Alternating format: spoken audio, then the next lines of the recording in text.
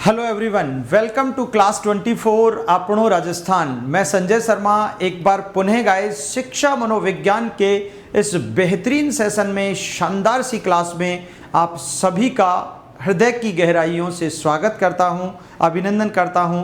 जैसा कि प्रिय विद्यार्थियों, प्रिय मित्रों, आपको पता है पिछली क्लास में हम लोगों ने बहुत ही शानदार सा एक थ्योरी सेशन लिया था जिसमें हम लोग बात कर रहे थे अधिगम सोपानों की। जैसा कि आप स्क्रीन पर भी देख पा रहे हैं, यहाँ पर आज 12 अगस्त 2022 को हम लोग एक शानदार सी क्लास लेने वाले हैं जो आपका होगा स्टेप्स ऑफ लर्निंग पार्ट 2 का। सो गाइज, बिल्कुल एक बार फटाफट सेशन को धमाकेदार ढंग से शेयर कर दो और लाइक कर दो बड़े गजब के अंदाज में, जबरदस्त तरीके से, ताकि सेशन बहुत ही शानदार बन सके। और हम लोग बात करने वाले हैं आज के इस सेशन में, बहुत ही अच्छा और मज़ेदार सेशन आपका बनने वाला है, और वो है स्टेप्स ऑफ लर्निंग पार्ट 2 का। जो इससे पहले हम लोग 11 अगस्त को यानी कल हम लोगों ने बात की थी पार्ट 1 की, जहां पर हम स्टेप्स ऑफ लर्निंग में मोटिवेशन की बहुत शानदार सी डिटेल डिस्कस कर चुके थे। और आज की क्लास में हम लोग बेहद महत्वपूर्ण जानकारी बात करते हैं और वो चर्चा करते हैं स्टेप्स ऑफ लर्निंग नेक्स्ट की। तो गाइज देखिएगा ध्यानपूर्वक। दूसरा सोपान हम लोग पहले बात कर चुके थे ऑलरेडी मोटिवेशन की, और आज का हमारा सेकंड सोपान हम लोग बात कर रहे हैं, और वो सेकंड सोपान है विभिन्न अनुक्रियाएं। विभिन्न अनुक्रियाएं, वेरियस रिस्पॉन्सेस। वेरियस रिस्पॉन्सेस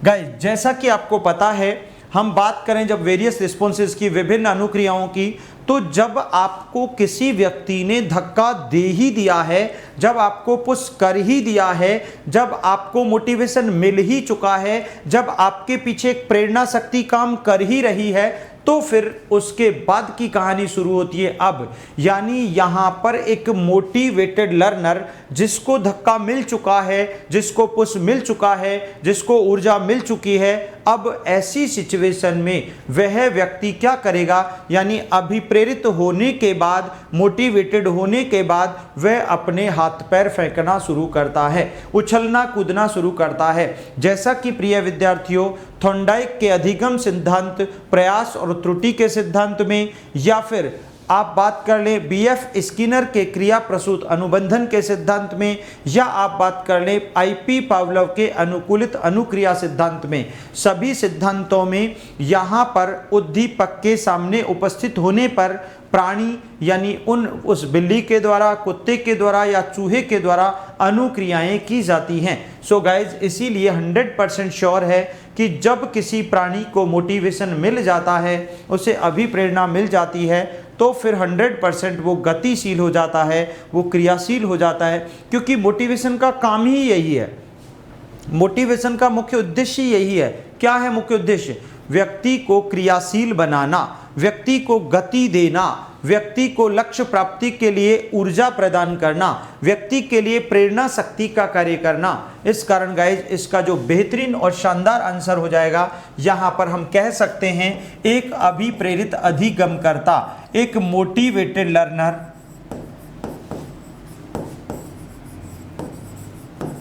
एक अभिप्रेरित अधिगमकर्ता अपने लक्ष्य की प्राप्ति हेतु, अपने लक्ष्य की प्राप्ति हेतु, अपने लक्ष्य की प्राप्ति हेतु विभिन्न प्रयास करता है, विभिन्न अनुक्रियाएं करता है।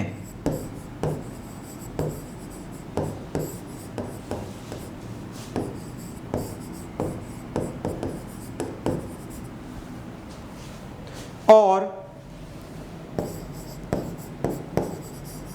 उसकी ये अनुक्रियाएं, उसकी ये अनुक्रियाएं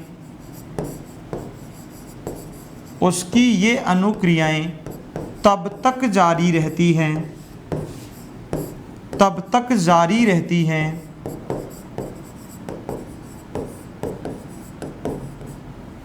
जब तक कि, तब तक जारी रहती हैं जब तक कि, जब तक कि वह अपने लक्ष्य तक, अपने लक्ष्य तक नहीं पहुंच जाता, नहीं पहुंच जाता। और इस दौरान क्या होता है आपको पता है, जब व्यक्ति एक्टिवेट हो जाता है, अनुक्रिया करना शुरू कर देता है, एक्शन करना शुरू कर देता है, तो उसके बाद उसको प्रॉब्लम्स जरूर आती हैं। मेरे प्रिय विद्यार्थियों, मैं हमेशा कहता भी हूँ, समझाता हूँ, बताता हूँ कि एक विद्यार्थी जीवन में पढ़ाई से संबंधित प्रॉब्लम्स सभी विद्यार्थियों को आनी ही चाहिए। क्या होनी चाहिए? आनी चाहिए, जिससे कि, और प्रॉब्लम सिर्फ उन्हीं विद्यार्थियों को आती हैं, प्रॉब्लम सिर्फ उन्हीं बालकों को आती है जो सचमुच ईमानदारी से मेहनत करते हैं, जो सचमुच ईमानदारी से पढ़ाई करते हैं, जो सचमुच क्रियाशील होते हैं, और उसी आधार पर उनके साथ यहाँ पर ऐसा होता है। सो प्रिय विद्यार्थियों, बिल्कुल सच्चाई है कि यहाँ पर विभिन्न अनुक्रियाओं का संबंध यहाँ व्यक्ति के उस व्यवहार से है। जब तक वह क्रिया करता है, कब तक? जब तक उसे मोटिवेशन मिल रहा होता है। सो इसी कारण मोटिवेशन दो प्रकार का होता है, आंतरिक और बाह्य। आंतरिक में व्यक्ति स्वयं से मोटिवेटेड होता है, अपनी इच्छाओं से, अपनी आंतरिक वेदनाओं से, आंतरिक उत्तेजना से। लेकिन बाह्य नकारात्मक अभिप्रेरणा में व्यक्ति बाह्य प्रेरकों से अभिप्रेरित होता है। सो गाइज, इस कारण ये अनुक्रियाएं मोटिवेशन मिलने के बाद अधिगम करता अपने लक्ष्य को हासिल करने के लिए दुनिया भर की कोशिश करता है। और ये सच बात है, आपको एक बार मोटिवेशन मिल गया ना, तो खोपड़ी में बिल्कुल वही भूत सवार हो जाएगा कि मुझे मेरा लक्ष्य कैसे मिले, बस कैसे मिले, और उस फिराक में वो लग जाता है। क्या हो जाता है? लग जाता है। और इसी को हम कहते हैं यहाँ पर विभिन्न अनुक्रियाएं। फिर उसके बाद तीसरा सोपान हमारा आता है गाइज, और वो तीसरा सोपान है बाधाएं, बैरियर्स। तीसरा सोपान कौन सा है? बाधाएं, यानी कि बैरियर्स। और प्रिय विद्यार्थियों, ध्यान रखिएगा, हमेशा बहुत ही इंपॉर्टेंट सोपान है ये भी, बाधाएं, बैरियर्स। यानी निश्चित रूप से एक विभिन्न अनुक्रियाओं के दौरान लक्ष्य प्राप्ति के मार्ग में अधिगमकर्ता को निश्चित रूप से 100% उसको बाधाएं उत्पन्न होती हैं, रुकावटें आती हैं, मुश्किल आती है। लेकिन उसके बावजूद भी जब व्यक्ति निरंतर प्रयास करता रहता है तो उसे उसका अपना लक्ष्य हासिल हो जाता है। उसी को हम कहते हैं बाधाएं। क्या कहते हैं प्रिय विद्यार्थियों? बाधाएं। ठीक है ना? तो हम कह सकते हैं विभिन्न अनुक्रियाओं के दौरान, विभिन्न अनुक्रियाओं के दौरान, विभिन्न अनुक्रियाओं के दौरान अधिगमकर्ता को, विभिन्न अनुक्रियाओं के दौरान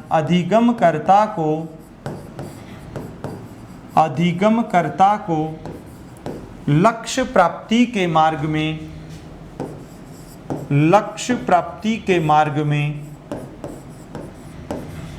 लक्ष्य प्राप्ति के मार्ग में बाधाएं उत्पन्न होती हैं, के मार्ग में बाधा या रुकावट, बाधा या रुकावट अथवा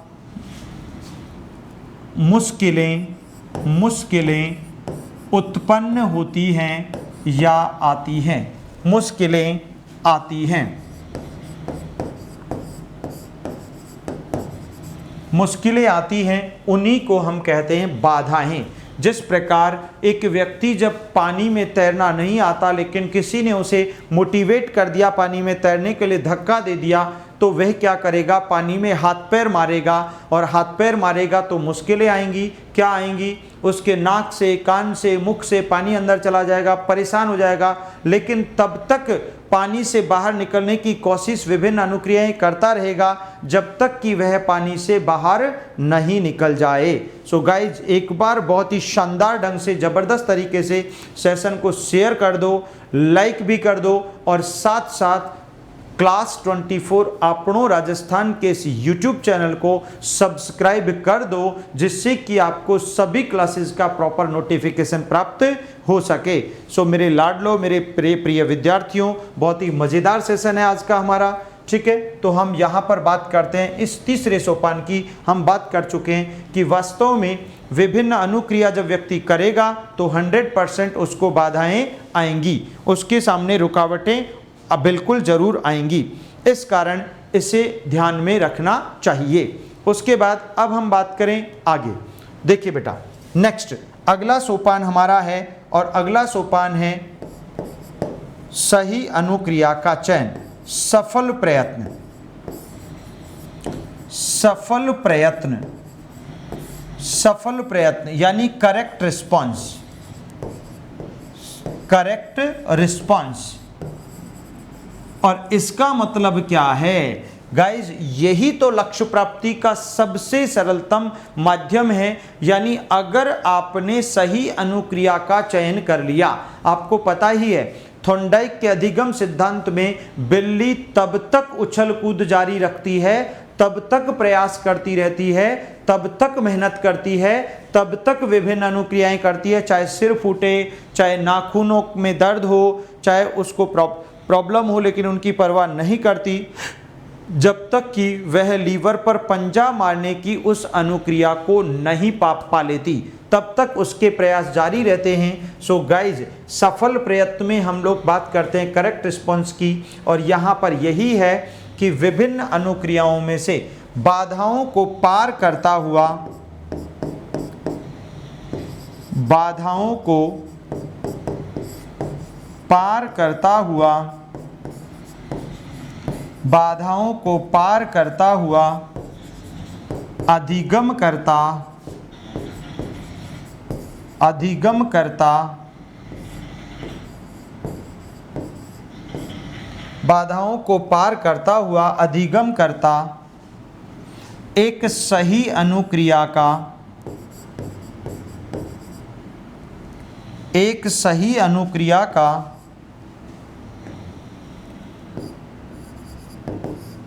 एक सही अनुक्रिया का चयन कर लेता है, एक सही अनुक्रिया का चयन कर लेता है, चयन कर लेता है। और यही सही अनुक्रिया क्या करती है? यही सही अनुक्रिया उसके व्यवहार में एक यूनिक चेंज लाती है और उसे लक्ष्य प्राप्ति का सही मार्ग मिल जाता है। क्या मिल जाता है? लक्ष्य प्राप्ति का सही और परफेक्ट उसे मार्ग मिल जाता है। सो गाइज, बाधाओं को पार करता हुआ अधिगम करता एक सही अनुक्रिया एक सफल प्रयास का चयन कर लेता है, और ये सफल प्रयास ही, यही सही अनुक्रिया उसे लक्ष्य प्राप्ति की ओर प्रवृत्त कर देती है, उसे लक्ष्य प्राप्ति की ओर आगे उन्मुख कर देती है। उसे ही कहा जाता है यहाँ पर सफल प्रयास। क्या कहा जाता है? सफल प्रयास, सफल प्रयत्न कहा जाता है। सो प्रिय विद्यार्थियों, ये हो गया हमारा चौथा सोपान। उसके आगे की बात करते हैं और पांचवा सोपान हमने पढ़ा था। यहाँ पर बहुत ही इंपॉर्टेंट सोपान है मेरे प्रिय विद्यार्थियों, और पांचवा सोपान है आपका पुनर्बलन। क्या है बेटा? पुनर्बलन। ये पुनर्बलन यानी रीइंफोर्समेंट, रीइंफोर्समेंट, रीइंफोर्समेंट। गाइज, इस पुनर्बलन को सही मायने में हम लोग पुरस्कार भी कह सकते हैं। क्या कह सकते हैं? पुरस्कार भी कह सकते हैं। इसे हम लोग दंड भी कह सकते हैं, इसे हम लोग उपहार भी कह सकते हैं, इसे हम लोग शाबाशी भी कह सकते हैं।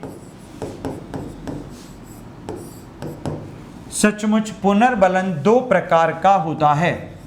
पुनर्बलन कितने प्रकार का होता है गाइस? दो प्रकार का। याद रखो, पुनर्बलन शब्द के जन्मदाता, पुनर्बलन शब्द के जनक की बात करें, शब्द के जनक की बात करें तो हमेशा स्किनर का नाम प्राथमिकता पे लिया जाता है। गाइज इसमें गलती मत करना, सबसे सरल क्वेश्चन है। शब्द के जनक स्किनर हैं, लेकिन पुनर्बलन सिद्धांत के जनक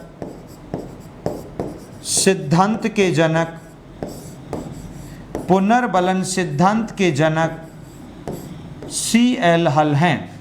C.L. हल हैं। कौन है? C.L. हल।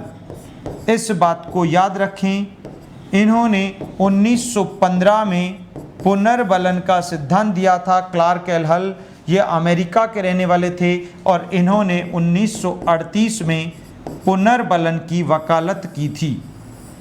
ध्यान रखना, लेकिन शब्द इन्होंने पहले ही दे दिया था, इस बात को आपको ध्यान में रखना होगा प्रिय विद्यार्थियों। आगे बात करें तो सचमुच पुनर्बलन दो प्रकार का होता है। पुनर्बलन दो प्रकार का होता है और इसमें जो गलती आप लोग करते हैं वो अब कभी भी नहीं करेंगे। पुनर्बलन की अगर बात की जाए, पुनर्बलन की अगर बात की जाए तो पुनर्बलन दो प्रकार का होता है, नंबर 1 एंड नंबर 2। देखो प्रिय विद्यार्थियों, नंबर 1 की बात करें तो सकारात्मक पुनर्बलन, पॉजिटिव रीइंफोर्समेंट, सकारात्मक पुनर्बलन होता है। और सकारात्मक पुनर्बलन, अच्छा एक बात ध्यान रखो, स्किनर कहते हैं कि पुनर्बलन अनुक्रिया के तुरंत बाद दिया जाना चाहिए। नकारात्मक दें या आप सकारात्मक दें, लेकिन पुनर्बलन तुरंत बाद दिया जाना चाहिए। ये नहीं 5 मिनट बाद दे रहे हैं, नहीं, उसका प्रभाव कम हो जाएगा। भाई आपने मेरे किसी प्रश्न का उत्तर दिया, मैंने आपको तुरंत शाबाश नहीं कहा, मैं आपको 10 मिनट बाद 1 घंटे बाद कह रहा हूं, क्लास खत्म होने के बाद, शाबाश बेटा आपने उस समय बहुत सही उत्तर दिया था, तो उसका प्रभाव बहुत कम हो जाएगा। अगर उसी समय दिया गया होता तो आप बहुत एक्टिव रहते, आप बहुत अच्छा मूड हो जाता, आप और ऊर्जावान हो जाते। इसीलिए पुनर्बलन भी प्रेरणा की भांति ऊर्जा प्रदान करने का कार्य करता है। क्या प्रदान करने का कार्य करता है? ऊर्जा प्रदान करने का कार्य करता है। इस कारण गाइस पुनर्बलन तुरंत बाद दिया जाना चाहिए। और दूसरा होता है नकारात्मक पुनर्बलन। देखो बेटा, इसमें गलतियां करते हैं नेगेटिव एंड पॉजिटिव रीइंफोर्समेंट। तो आप लोग जो गलतियां करते हैं अक्सर वो क्या होती है, मैं आपको समझा देता हूं। आज के बाद जिंदगी में गलती मत करना, ठीक है ना। देखो, सकारात्मक पुनर्बलन सीधी सी बात है, क्या करता है? सकारात्मक पुनर्बलन क्या काम करता है? यानी आपकी वांछित अनुक्रिया में वृद्धि करता है। अर्थात तो मैं जो चाहता हूं, आप जो चाहते हैं वो व्यवहार बच्चा बार बार करे। यानी वांछित का मतलब आपका वांटिंग जो बिहेवियर है, आप जो चाह रहे हैं, आप जो बच्चे से कोई कार्य करवाना चाह रहे हैं, आप चाह रहे हैं कि वो कार्य वह बार बार करे, उसमें वृद्धि हो, उसमें क्या हो? वृद्धि हो, तो उसे वांछित बिहेवियर कहते हैं। सो गाइज याद रखो, यहां पर ये वांछित अनुक्रिया अथवा व्यवहार में, वांछित अनुक्रिया अथवा व्यवहार में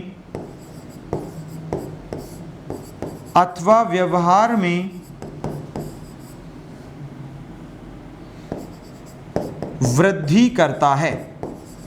वांछित अनुक्रिया अथवा व्यवहार में वृद्धि करता है। क्या करता है? वृद्धि करता है। जबकि ये नकारात्मक पुनर्बलन अवांछित व्यवहार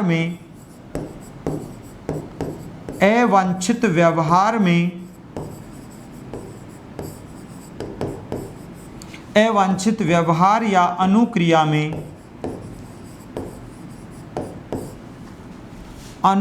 में कमी करता है। कितना सरल कॉन्सेप्ट है, देखो ध्यान से। यहीं पर इन दो वर्ड्स को सीख जाओ, वांछित और अवांछित क्या कहना चाहता है। अवांछित जो आप नहीं चाहते मतलब नकारात्मक, यानी बालक से चाहते हैं कि बालक गाली गलौच ना करे, बालक बुरी आदतों, व्यसन में मदिरापान, धूम्रपान आदि मादक पदार्थों का सेवन नहीं करे, आप ये चाहते हैं, ठीक है ना। तो आप जो नहीं चाहते हैं अवांछित, यानी जो आपके द्वारा नहीं चाहा गया है, जो अवांछित व्यवहार है वो कम हो जाए या रुक जाए, बंद हो जाए, आप यही चाहते हैं, उसे नकारात्मक पुनर्बलन कहते हैं। और आप जो चाहते हैं वो बढ़ जाए यानी उसमें वृद्धि हो जाए, वो सकारात्मक पुनर्बलन है। इसीलिए मेरे प्रिय विद्यार्थियों, यहां पर चौथा सोपान था सही अनुक्रिया का चयन, करेक्ट रिस्पॉन्स।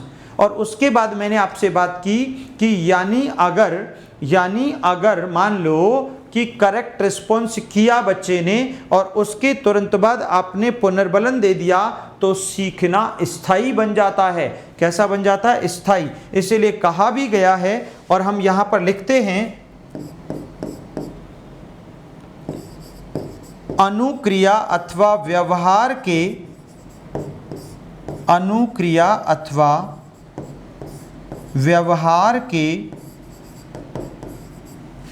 तुरंत बाद, अनुक्रिया अथवा व्यवहार के तुरंत बाद सकारात्मक एवं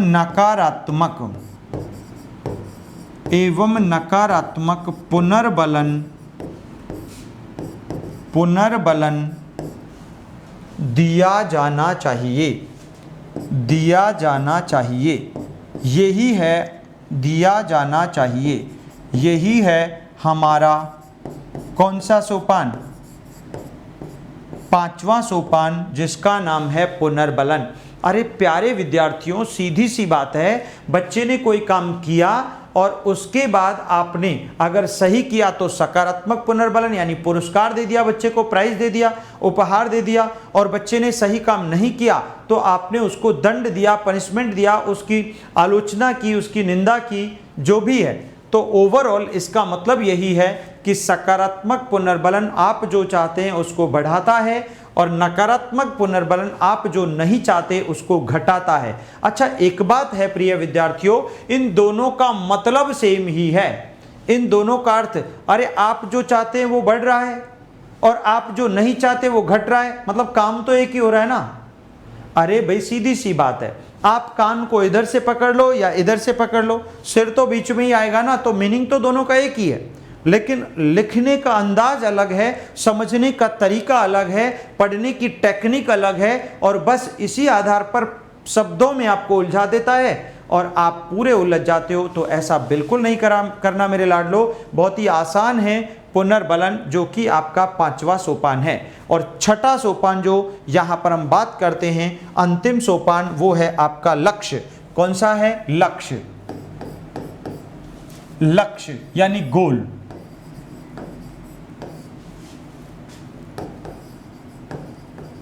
या टारगेट, कुछ भी कह सकते हैं। और क्या करता है? व्यक्ति इन सभी सोपानों से गुजरता हुआ अधिगम करता अपने लक्ष्य तक पहुंच जाता है। यानी वास्तव में अधिगम करता इन सभी सोपानों से गुजरता हुआ अपने लक्ष्य तक पहुंच जाता है। सीधे से अर्थ में अगर अपन कहें, अधिगम करता या एक लर्नर इन सभी सोपानों से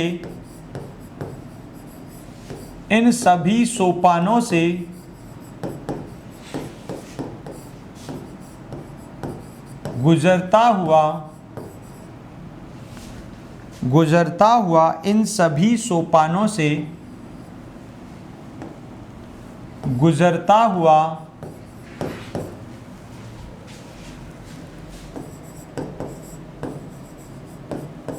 अपने लक्ष्य तक पहुंच जाता है। अपने लक्ष्य को प्राप्त कर लेता है।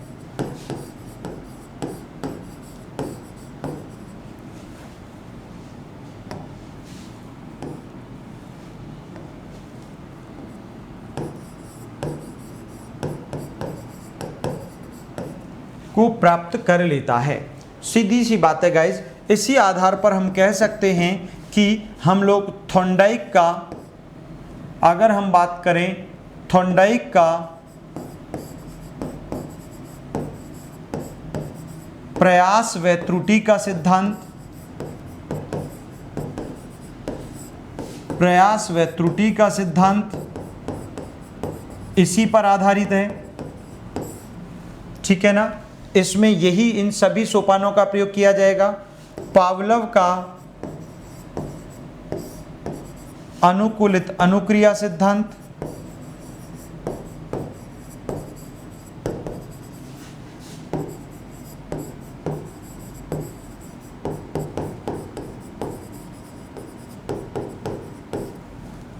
उसके बाद स्किनर का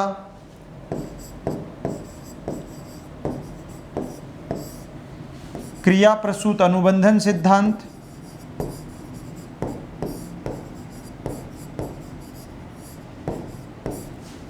बहुत ही शानदार ढंग से सिखाऊंगा इनमें से कैसे प्रश्न पूछे जाते हैं, एक एक क्लास में, आप चिंता मत कीजिएगा। क्रिया प्रसूत अनुबंधन सिद्धांत। नेक्स्ट, क्रिया प्रसूत अनुबंधन सिद्धांत के अतिरिक्त फिर हम बात करें यहां पर हल का पुनर्बलन सिद्धांत,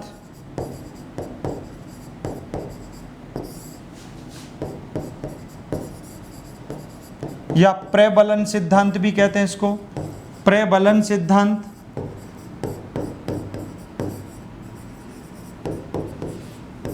सो गाइज, ये होते हैं यहां पर trial and error theory, adaptation and response theory of learning.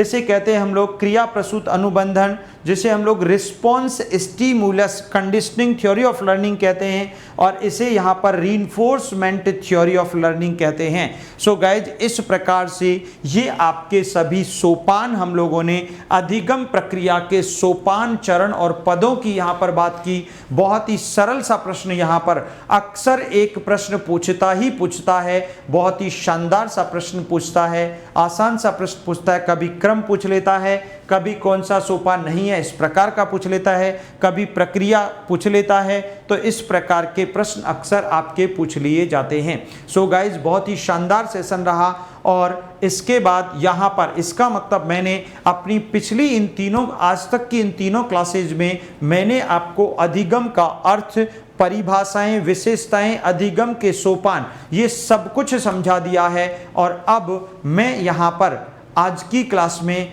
आपसे लेना चाहूँगा इजाज़त गाइज, और फिर मिलते हैं अपन अपनी अगली क्लास में, कल की क्लास में, यानी फिर सुबह 7 बजे की क्लास में हम मिलते हैं। तो आज के लिए इतना ही गाइज। थैंक यू, धन्यवाद, राम राम, टाटा, बाय बाय।